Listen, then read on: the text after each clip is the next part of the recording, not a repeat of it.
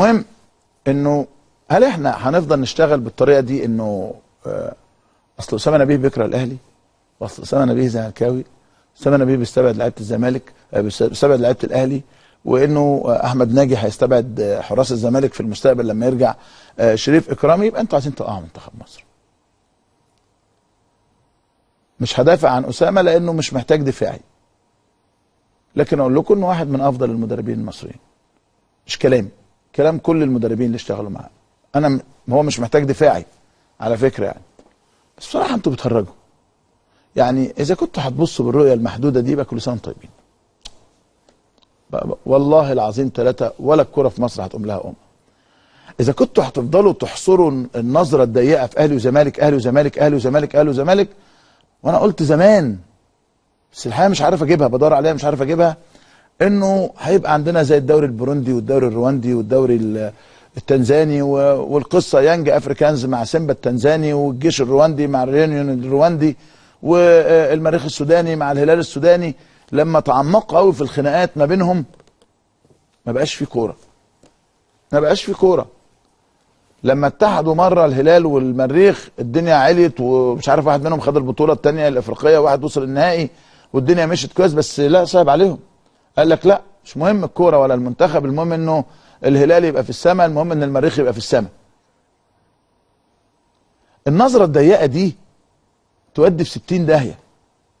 هتفضل نظره ضيقه لاسامه نبيه اصله زملكاوي، ونظره ضيقه لاحمد ناجي انه اهلاوي. طب ما حسن شحاته من اكبر الزملكاويه في تاريخ مصر. كان اكثر عدد من لعيبه الاهلي، كان احمد فتحي وكان محمد ابو تريكه وكان عصام الحضري وكان واسماء كثيره بقى افضل اعدي لكم مثلا.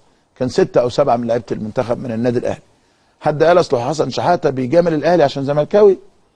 ايه النظره الضيقه؟ ايه النظره المحدوده اللي انتم شغالين ما بين نقاد وما بين مقدمي برامج وما بين لاعبين وما بين اداريين وما بين مدربين، وامور كلها لا تستحق الا ان نعلق عليها انها امور تافهه. انتوا بتهدوا في منتخب البلد، وهتروحوا على حسام البدري. حسام البدري جاب كلهم من الاهلي اصله بيكره الزمالك، تلاقي حسام البدري ياخد اكتر من الزمالك، اصله عشان موضوع مع الاهلي فجاب كلهم من الزمالك عشان يصفي حساباته مع الاهلي. هتفضلوا ماشيين بالسكه دي كل سنه وانتم طيبين، كل عام وانتم بخير. اذا هنخليها كلها اهلي وزمالك ودوري ايه حسره، ده لا في جمهور ولا يحزنون، ده احنا عمالين هيلا هوب هيلا لحد ما الدوري يعدي ويكمل. ده احنا تعبانين جدا عشان الدوري يكمل. هي ايه القضيه ان الاهلي ياخد الدوري ولا الزمالك؟ ما خد الاهلي الدوري 100 مره وخدوا الزمالك 100 مره وخدوا ايه المشكله يعني؟ انتوا ليه مش باصين قدام؟ ايه اسامه نبيه اصله بيجامل لعيبه الزمالك على حساب لعيبه الاهلي، ادي اتهام. طيب ده هو كده الكينج والحاكم بامره في المنتخب.